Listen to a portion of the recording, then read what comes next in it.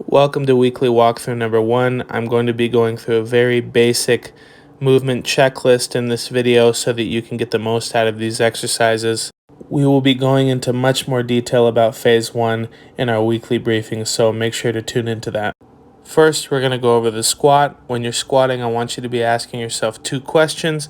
Are all 3 points of my feet in even contact with the floor?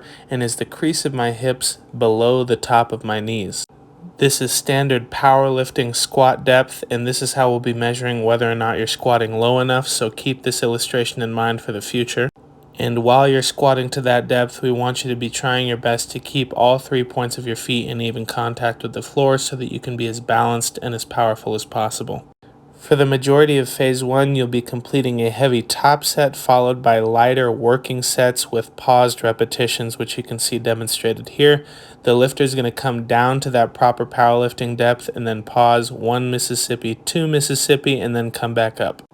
You want to make sure not to rush these pauses, otherwise we defeat the whole purpose of the pause. With the deadlift, we're going to be pausing as soon as the bar breaks off the ground.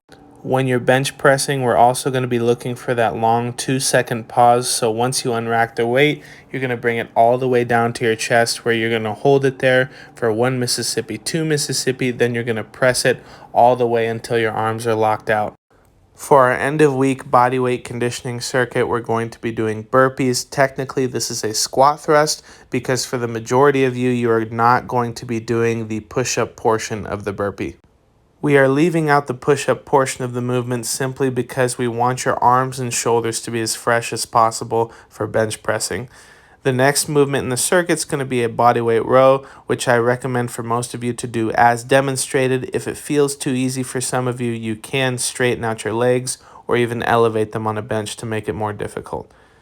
The next thing is going to be a bodyweight squat, which is going to be pretty self-explanatory because we've already gone over the squat checklist and we want to recreate that as much as possible with your bodyweight squats. For more details, don't forget to check out the weekly briefing.